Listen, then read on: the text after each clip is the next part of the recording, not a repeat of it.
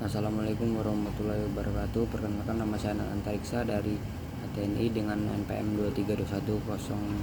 23210201446. Di sini saya akan membacakan hasil makalah dari kelompok 2 dengan judul Hukum Waris Islam. Hukum waris Islam adalah aturan yang mengatur pengalihan harta dari seseorang yang meninggal dunia kepada ahli warisnya.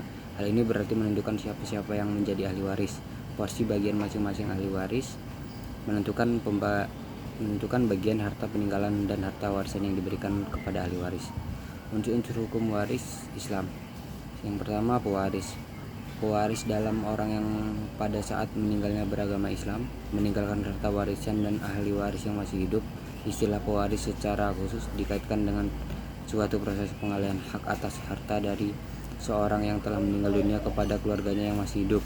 Pewaris di dalam Al-Quran surah An-Nisa ayat 7, 11, 12, 33, dan 176 terdiri atas orang tua atau ayah atau ibu, al-waldaini, dan kerabat atau al-agrabin. Yang kedua, harta warisan. Harta warisan atau harta peninggalan disebut oleh Al-Quran surah Al-Nisa ayat 7 dengan istilah taraka atau harta yang akan ditinggalkan, atau Al-Quran surah Al-Nisa ayat 180 beralih kepada orang yang berhak menerimanya atau ahli waris.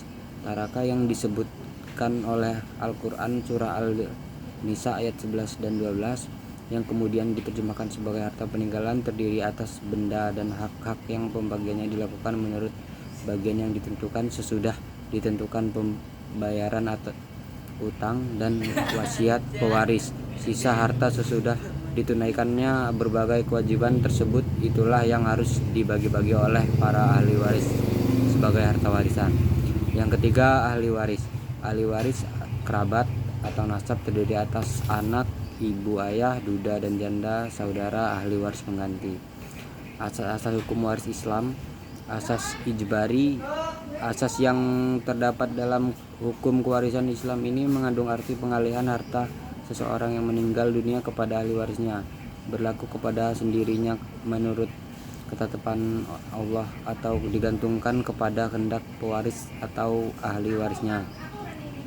Yang kedua, asas bilateral. Asas ini berarti seseorang menerima hak atau bagian warisan dari kedua belah pihak, dari kerabat keturunan laki-laki dan kerabat keturunan perempuan. Asas bilateral ini mempunyai dua dimensi saling mewarisi dalam Al-Quran surah Al-Nisa ayat 7, 11, 12, dan 176, yaitu yang pertama antara anak dengan orang tuanya, dan yang kedua antara orang yang bersaudara bila pewaris tidak mempunyai anak dan orang tua. Yang ketiga, asas individual. Asas ini berarti bahwa harta warisan dapat dibagi-bagi kepada ahli waris untuk dimiliki secara perorangan. Yang keempat, asas keadilan berimbang. Asas ini berarti keseimbangan antara hak yang diperoleh dengan keperluan dan kegunaan dalam melaksanakan kewajiban. Yang kelima, asas akibat kematian. Asas ini berarti kewarisan kalau ada yang meninggal dunia, kewarisan ada sebagai akibat dari meninggalnya seseorang. Asas akibat kematian seseorang mempunyai kaitan dengan asas ijbari, yakni seseorang tidak sehendaknya saja menentukan penggunaan hartanya setelah ia meninggal dunia kelak. Yang D, dasar dan sumber hukum waris Islam.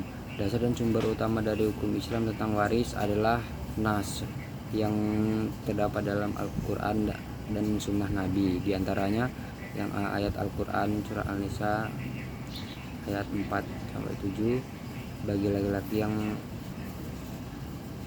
laki-laki ada hak bagian dari harta peninggalan ibu, bapak, dan kerabatnya, dan bagi wanita ada hak bagian pula dari harta peninggalan ibu, bapak, dan kerabatnya, baik sedikit atau banyak menurut bagian yang telah ditetapkan. Yang B, hadis Nabi dari Ibnu Abbas menurut riwayat Al-Bukhari dan Muslim, berikanlah faraid, bagian-bagian yang ditentukan itu kepada yang berhak, dan selebihnya berikanlah untuk laki-laki dari keturunan laki-laki yang terdekat. Kesimpulan dari kelompok 2, hukum waris Islam adalah aturan yang mengatur pengalihan harta dari seseorang yang meninggal dunia kepada ahli warisnya. Sedangkan hukum waris adat adalah serangkaian peraturan yang mengatur penerusan dan pengoperan harta peninggalan atau harta warisan dari suatu generasi ke generasi lain. Mungkin itu saja yang dapat saya sampaikan tentang hasil kelompok 2. Sekian, wassalamualaikum warahmatullahi wabarakatuh.